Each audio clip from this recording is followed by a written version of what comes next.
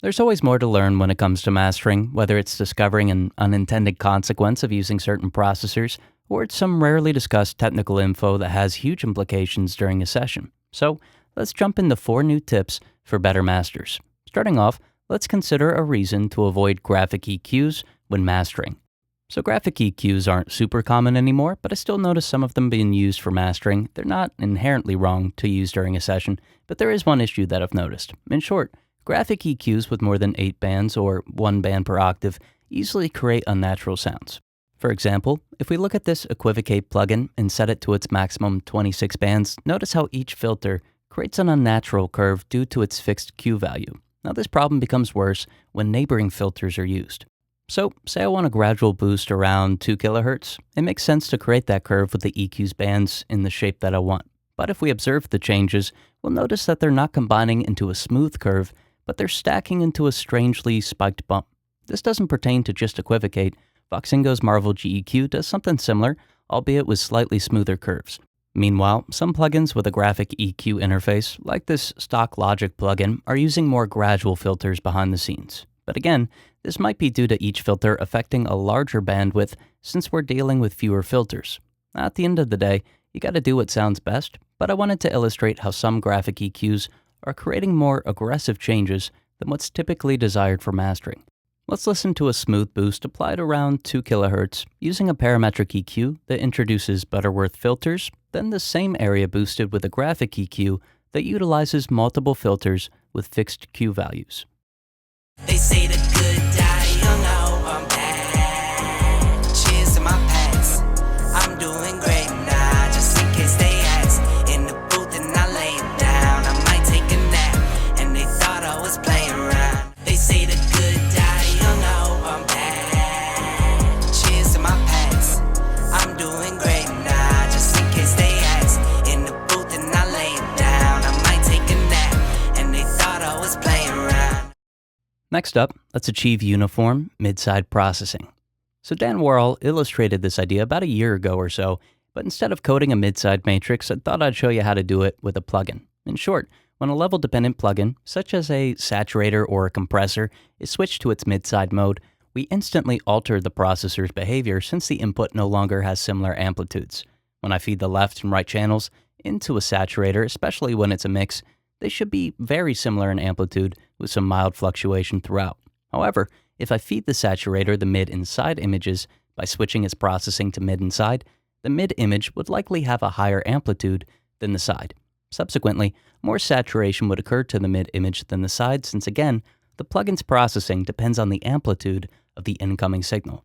Now, if you want to use mid-side level-dependent processing, here are a couple of solutions to this. First, we could insert the free plugin MSED before the compressor or the saturator and boost the side image's gain until its amplitude is identical or nearly identical to the mid images.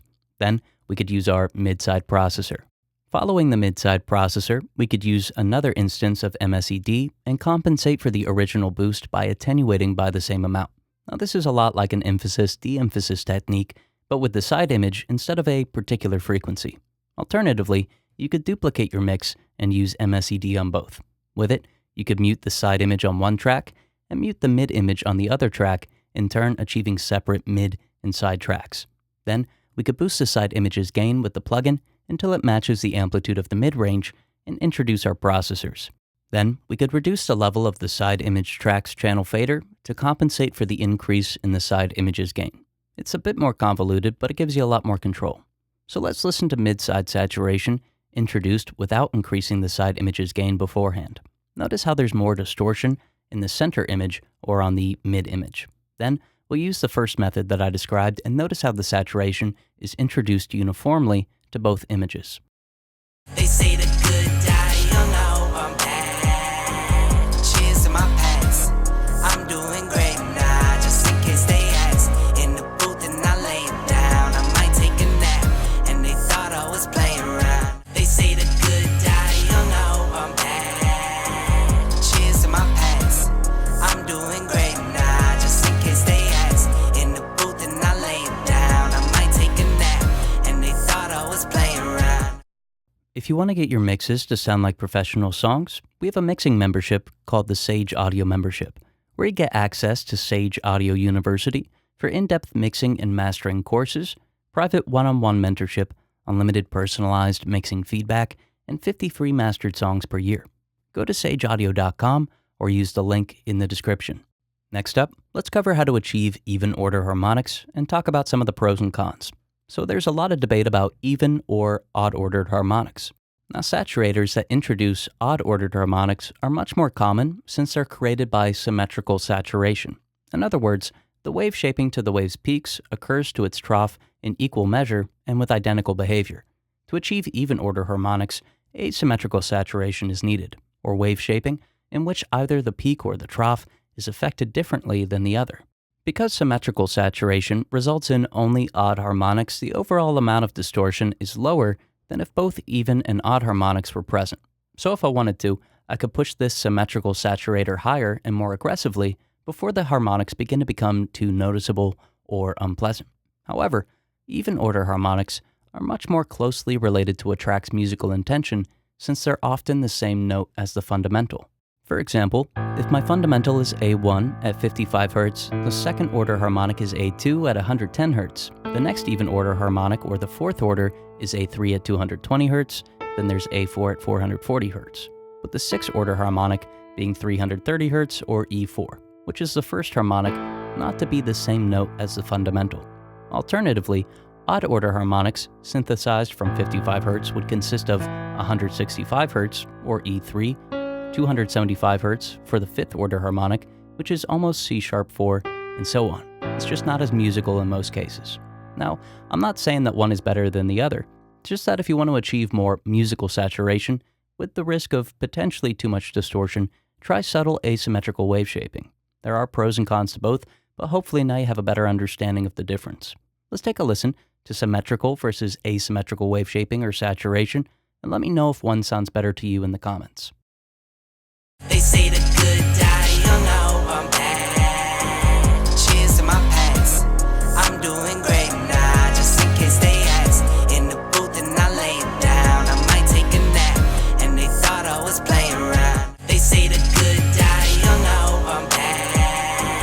Cheers to my past. I'm doing great now, just in case they ask. In the booth and I lay down, I might take a nap. And they thought I was playing around. Last up, let's cover parallel high-frequency smoothing. So achieving smooth but present highs in a master is kind of difficult if it wasn't achieved during the mixing stage. The processors available typically include exciters and EQs, or a hybrid of the two. However, the harmonics introduced by exciters can sound harsh, and the amplification from EQs will likely make the region's peaks, such as sibilants, more noticeable. A good alternative is parallel compressed highs with a compressor that introduces little to no harmonics.